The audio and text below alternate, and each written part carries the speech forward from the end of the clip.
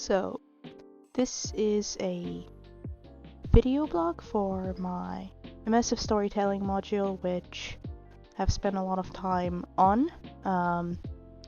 This might be a bit of a longer video than most of my videos because I just have so much to say about it. I was really immersed into the module, so to say. And let's start by talking about how, once again, I have cooperated with Abby on this project. She did amazingly during this project, and I mentioned working with her in my other module for graphics and motion. However, in this module, I kind of took a much bigger initiative for when it comes to leadership, mainly because this project is so close to my heart, and this project is quite literally about my own experience with, well, my own experience. So I really appreciated that Abby wanted kind of to jump in order to help me, because both of our project ideas were very similar, and that's because both of our projects spoke about mental health. Abby's story was more about the focus of the consequences of mental health and how people struggle every day, even though sometimes they tend to mask it in order for people to not kind of ask questions or in order to not worry about them. Meanwhile, my story was about how mental health can be affected by a lot of things in your life and how it can change you a lot. So that's why we kind of sat down and decided to work on this together. And aside from that, of course, Abby just really enjoyed my idea and the fact that I kind of set everything for it, since it's meant to kind of represent me pretty loosely, but the experience I had moving here. When it comes to the leadership, it was a situation of I kind of suggested the things that we can work on in order to bring this project to life, and the stuff that Abby should probably look into, as well as sharing my culture, because even though I was certain of a lot of symbolism and a lot of things I wanted to include in the video, Abby had absolutely kind of no idea about, you know, the things I grew up with or the things that inspired me in order to make this video. So sitting down and showing her all of this and seeing her so interested in it was really, really rewarding. It's nice seeing someone interested in your culture, and even though it was for a project, I know it wasn't kind of insincere where, you know, she felt forced to do so. She asked questions and she was genuinely very intrigued. So it kind of made me look forward to this project much more, and I'm of course very thankful that she wanted to be a part of it because it's just so personal to me. So the project itself is an idea that I quickly came up with It was more a situation of I had a migraine and I had this brilliant idea all of a sudden because I couldn't sleep one night, where I should talk about my own experience of moving here. And because it's an immersive module, at first I wanted to, you know, create either a game or a branching narrative, but now thinking about it, I could immerse the audience in a completely different way than, you know, many others could, and I figured that my audience for this would be people that went for something very similar, and if the video I would make would help them see that they can do it, I felt like it was worth it. So that's exactly what I began and what I worked on, because it just gave me this sort of push. So what you're gonna see on the screen right now is a development sheet that I made. I made this instead of a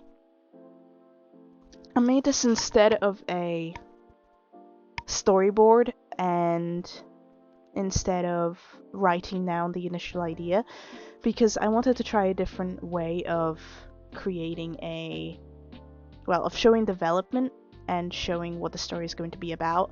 And also because the storyboard at the time wasn't very clear to me. I wanted to create the audio first, of the music, and then create the story to it. But I did have an initial idea of what I wanted to achieve within each scene. So in the summarized ideas, I wrote about how the topic is incredibly familiar to me, and it's about the anxieties and fears of moving to a completely different country when you don't know the language. It makes you feel alienated, and it makes you feel horrified because there are so many people around you, and the language, English, is incredibly different when it comes to how people who aren't English understand it, because you can understand that it is a language and that people are talking to you. You just can't make out what the words mean. And it makes you feel like you don't fit in, and it pushes you away from a lot of your peers, which is what happened to me because I couldn't talk with them. We were 8-year-old kids, and you need to communicate with them in order to form some sort of connection, which is something I struggled with greatly because I couldn't talk to them. And that's kind of something that I feel a lot of people can relate to, because I've seen a lot of people come and go, and a lot of them have a language barrier that happened, or a lot of them had a language barrier that pulled them back. But it was completely different when you're a small child and when you're in secondary school. I also talked about how I wanted the protagonist to be nameless, because I wanted people to be able to see themselves in the character, and I did want to make her, I did want to make them appear androgynous so that everyone could relate, but my inspiration for this was Pizza, which is something I'm going to talk about later, but she directly affected the design of the protagonist, so I didn't achieve that.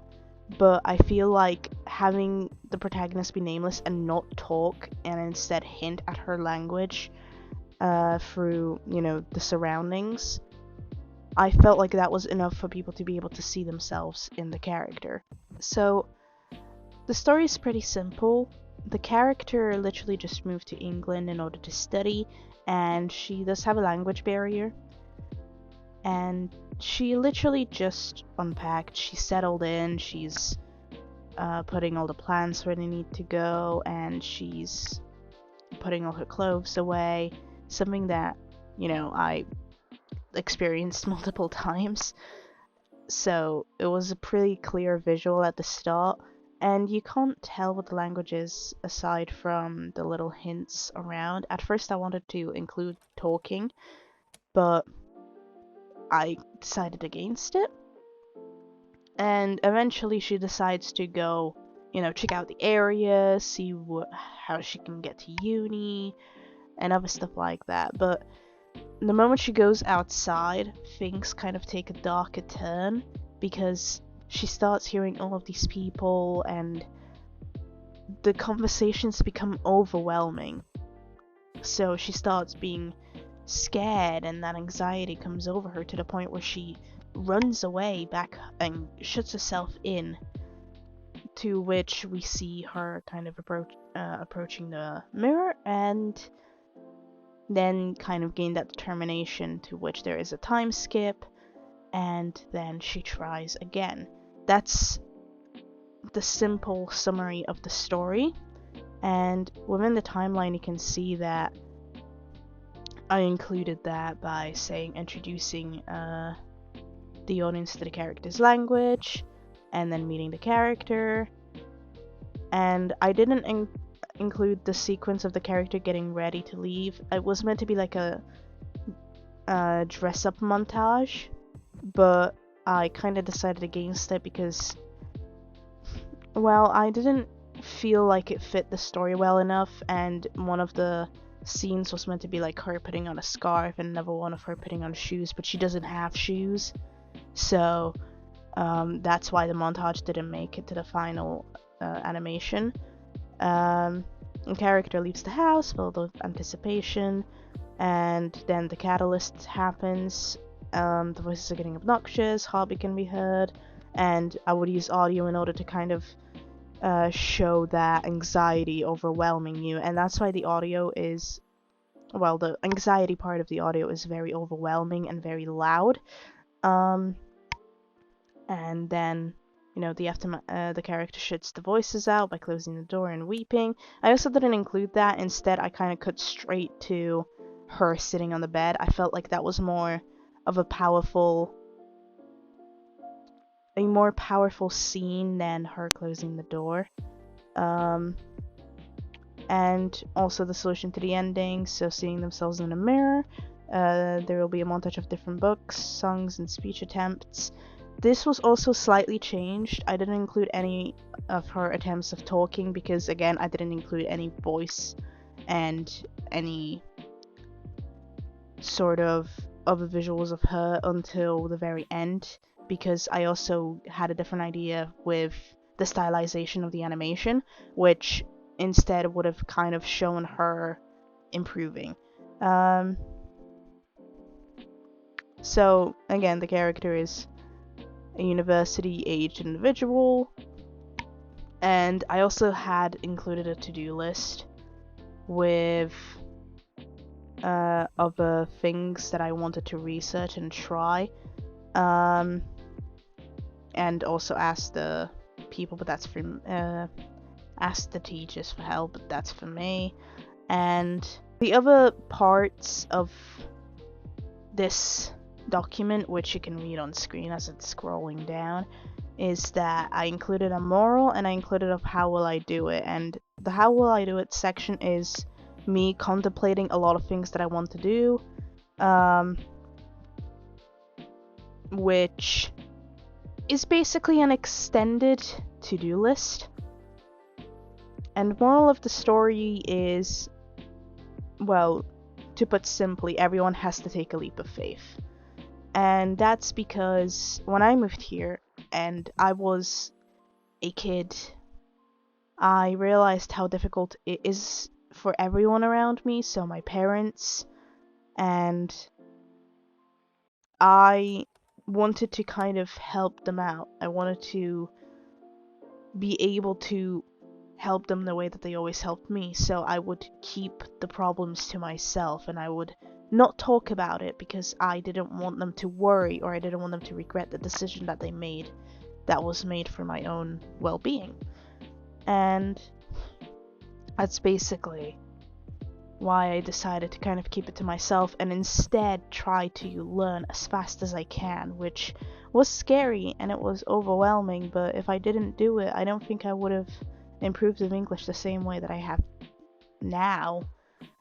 So that's basically the story. And the inspiration for the story, as I have mentioned prior, was my own experience of moving here. I remember a lot of good memories and a lot of uncertain memories. So the feeling of uncertainty, I wasn't sure what was going to happen. Back at home in Poland, I felt like the world was at my feet. It was my oyster. I could just go outside and not care about any problems because I was so young. And I would climb trees all day, or I would get really, really messy. But once I moved here, even though I was really excited because it's another new world to explore, it was scary, it was horrifying. I couldn't find myself here until I started to understand the language a little bit better, which I think is a case for anyone really moving abroad. And that's why it kind of sucks seeing how romanticized it is in media, because it's really not that easy. It's not that simple, and it's never going to be that simple where you just move and then you can, go and handle everything. Because if you abandon everything you have once known and you move abroad as an impulse, it's going to be scary. You don't know the customs, you don't know the culture, you don't know how everything that works. So seeing it so romanticized as, a beginning to a new life is false and scary, and it kind of pushes aside the actual genuine fears that people have that had to move in order to gain a better future.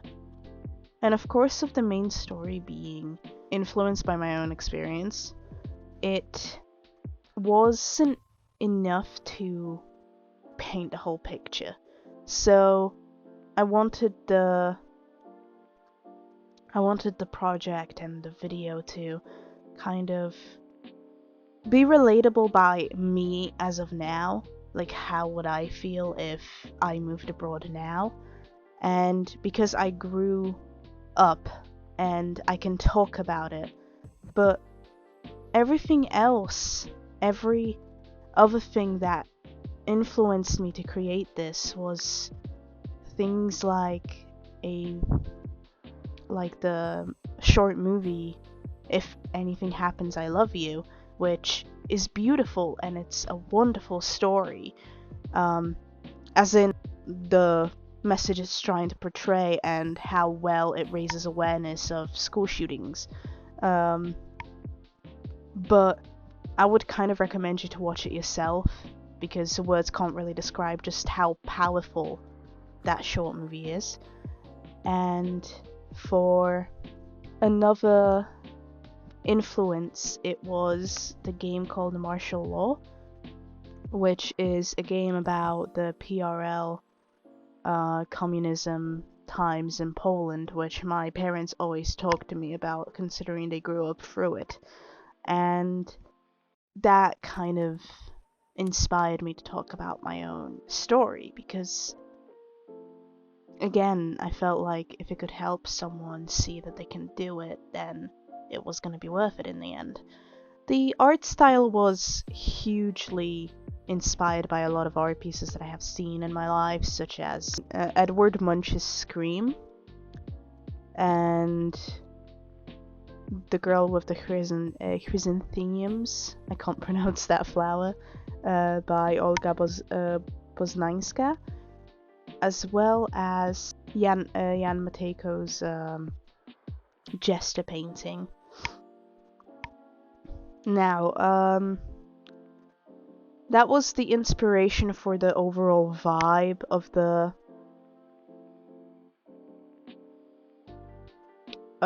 video, because I wanted to show that anxiety, that fear, that uncertainty of what's going to happen to you. And I figured these three paintings kind of symbolize that perfectly. You have the jester who's sitting down, he seems disappointed and defeated. And you have the girl who looks uncertain and anxious, as well as scared. And Scream obviously being all of the pent up feelings inside of you just kind of being let out. And art is subjective, so take this with a grain of salt, because that's what I see within these paintings. They can have completely different meanings to you as you look at them, but those were the paintings that inspired my vibe for this video. Meanwhile, the main and biggest inspiration for the art style was Pizza na polskich dróżkach, which is Pizza on Polish Roads. It was a book that I would reread over and over again as a child, because I simply loved the art style of it. And it was kind of a book that, in my opinion and from what I have researched, was a book that was meant to show the beauty of Poland through the eyes of Pizza, which is, a little girl. And it showed how beautiful our country can be and how proud we should be of our culture, of our history, which is something that I take great pride in, and I have spoken about in countless other modules, that my heritage is something that I take a lot of pride in. And Pizza kind of shows that beautifully. I feel like that book was made so that people can have their hope after World War II brought back. And it was beautiful the way that it was attempted, and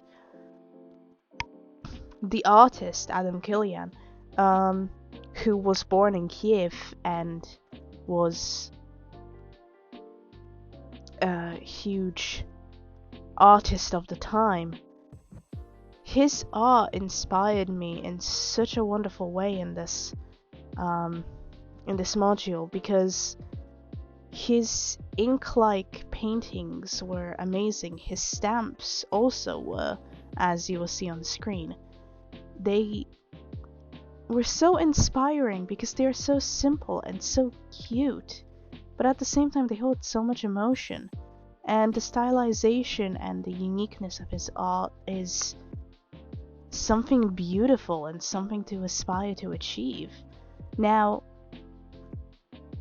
this is exactly what I wanted to try and do within my own piece. Me and Abby have created a process idea which I'll show on screen, and I felt like the best way for me to approach this is to just let you read it. So pause to read if you need to.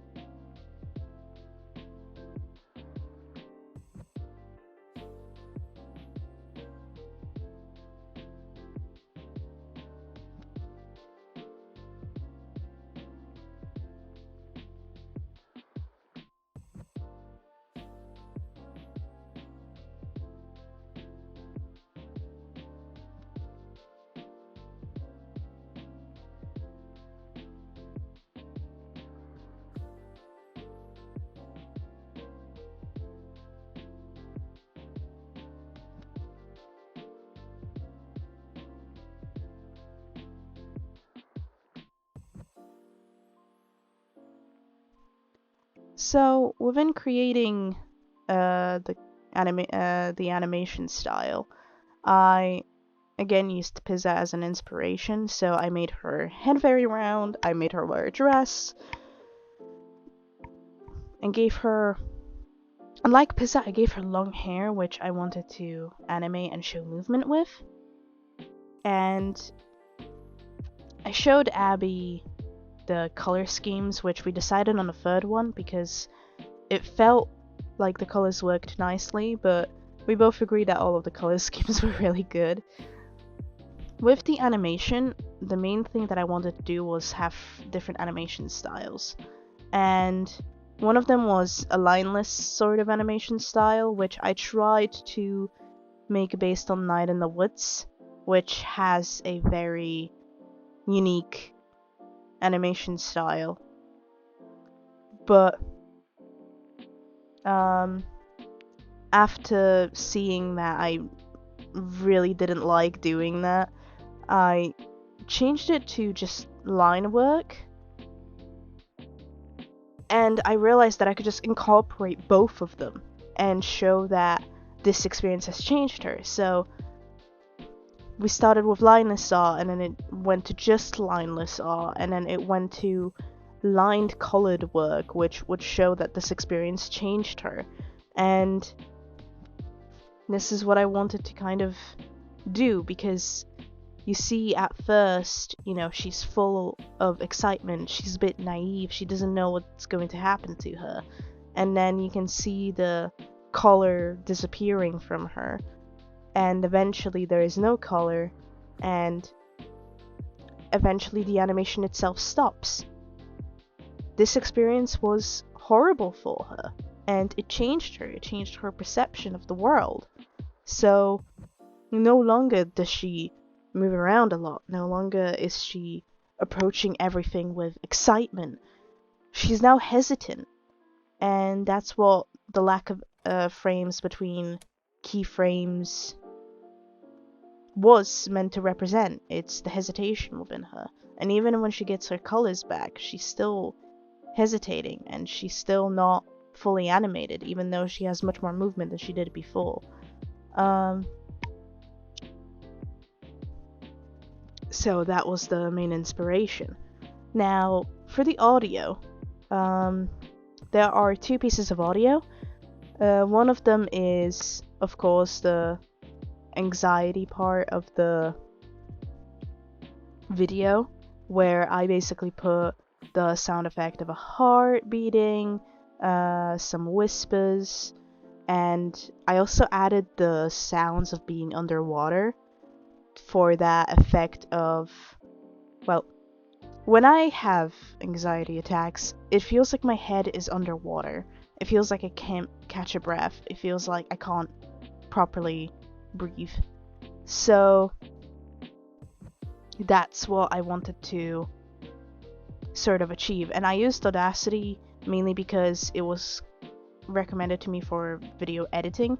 I am not an audio person, so I had to ask people that do audio, like my partner and one of my friends. And that's basically how I came to that conclusion. And the one thing I'm going to say is it is incredibly repetitive, and Liam was right. I've used two audios. One of them was of my partner reading a Wikipedia page, and another one of my friend talking about leeches, which basically all I heard throughout the two parts was I think it's better if I just show you.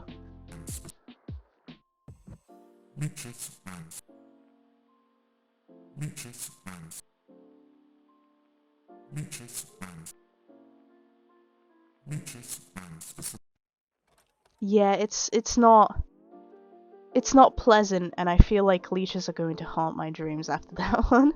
But I did enjoy that. It was a new experience, and I learned something new. I would probably use a much different and more inclusive software in future, because even though Audacity, did its job, I do want to learn how to create sound effects and audio in the future.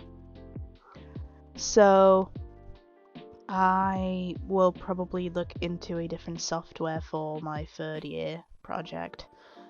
Now, as of the song, I'll show you the finished product snippet now.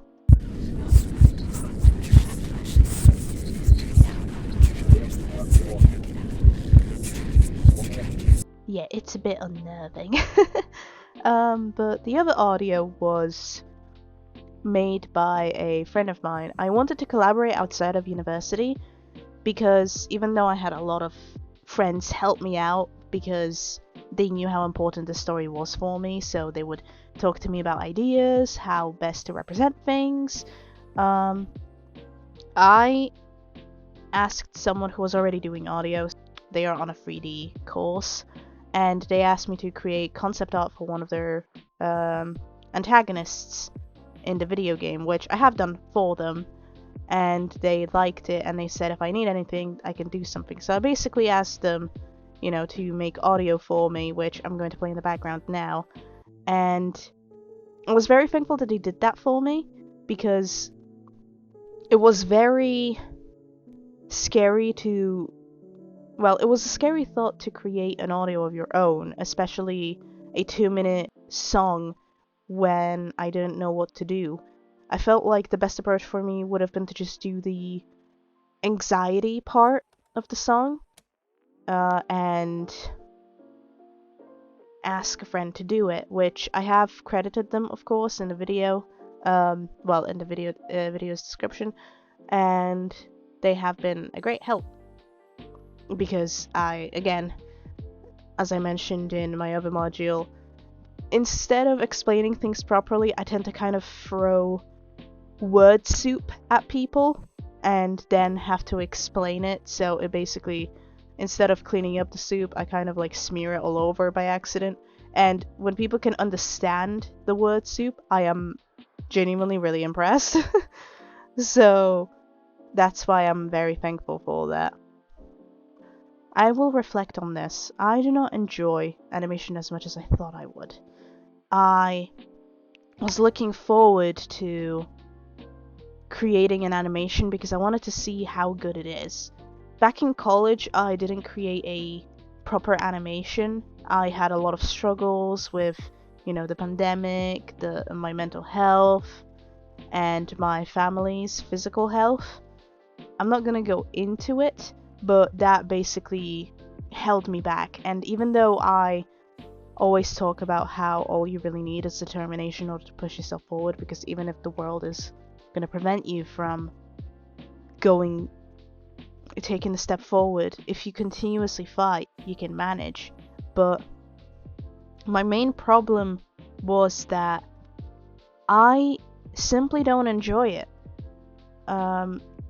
The other times I've shown you the animation, I have cut out the parts that just didn't work. You can see that her arms disappear and her head disappears at one point because animating lineless work is really difficult, and Adobe After Effects, which is the software I wanted to use, did not want to work for me because of my drivers, which is something that has already happened before in another module. And this was all completed throughout Easter, and I wasn't near university in order to use the Macs to create my work on. So instead I had to kind of settle for doing a different type of animation.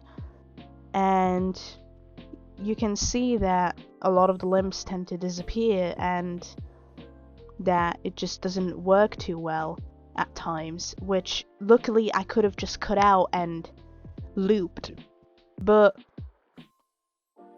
I realized that I don't think I'm going to pursue 2D animation. I will try pixel animation, and maybe in the future when I have enough patience, I will try animation again. But otherwise, let's move on. Now, the last thing that I wanted to talk about is symbolism within the video, so I'm going to do that as the video is playing in the background. So the first is obviously Polish on the boxes such as kitchen and school to kind of signify that she's, Polish, and it shows her language.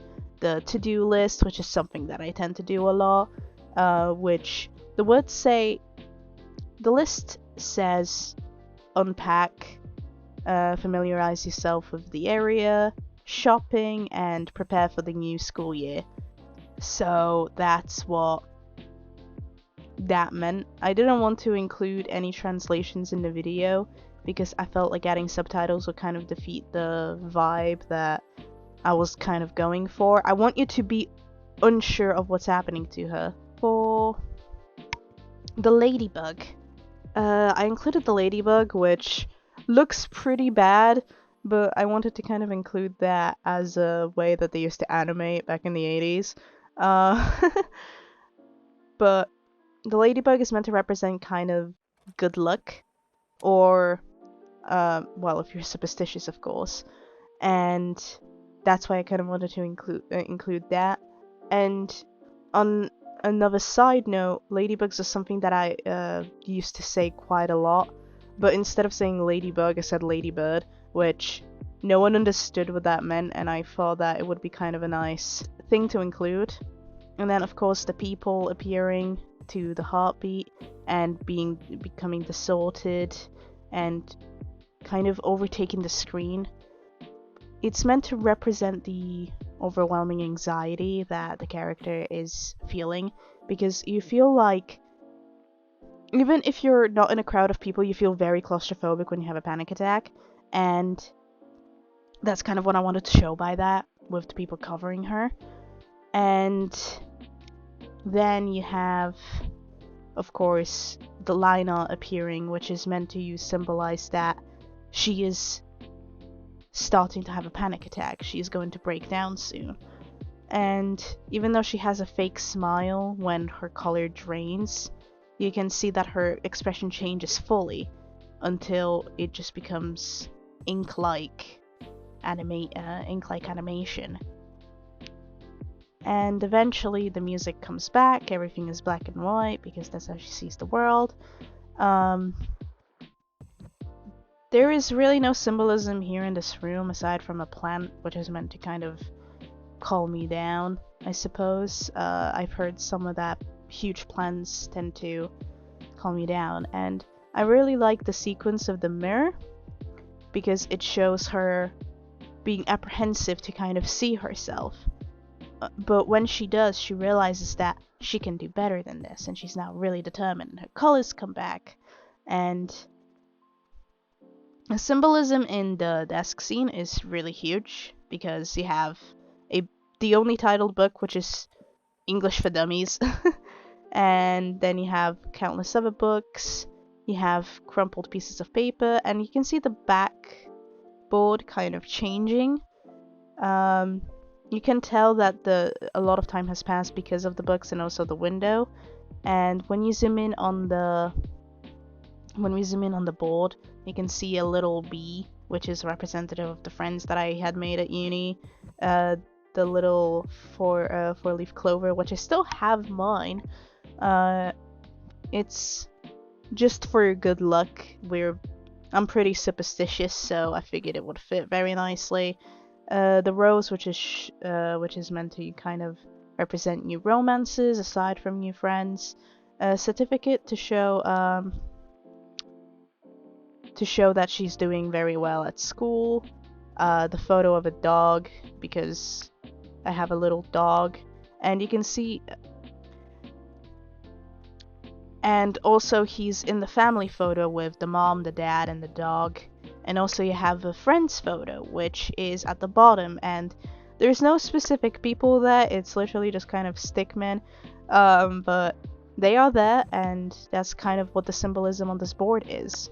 And at the end, you see her still actually scared of going outside, but she takes a deep breath, she exhales, and she's going for it. That's basically all of the symbolism in the video. And I could go on and on about all of the things that I really loved and how the inspiration absolutely affected how great I would do, but I would just keep talking in circles. This was a wonderful project, and I'm really happy that I got to talk about my story. And it's just so wonderful having so many people around you to support you because they know how difficult this topic is for you, and they know that they want you to grow, and they want to support you through that growth.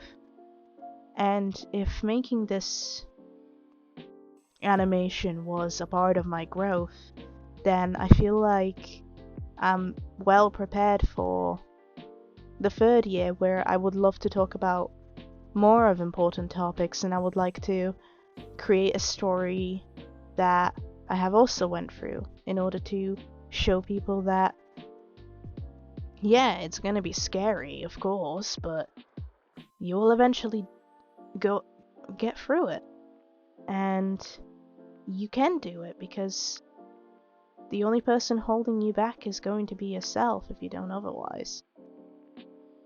So, is there anything different I would do in this project? I love the project as it is. I love the animation that I did. Probably if I had more patience, I would improve my animation style. I would create an animation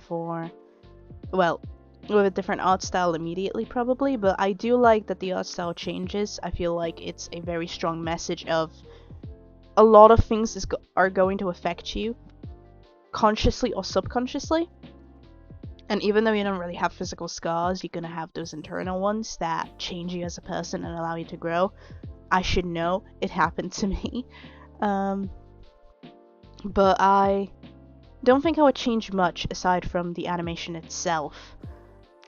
But even though I do enjoy the way that I ended up creating this piece, I know there is always room for growth, and I can't say that my work is perfect, because it isn't. Nothing is perfect. That's basically how life is. And that's why I always strive for doing better than last time. So if by this project I'm setting I'm setting standards for myself, I would like to surpass it, which means that I challenge myself and I can create better works later on in the future, which is good for me because I get to learn, and that's kind of all I really want to do. So, yeah, that concludes my video blog.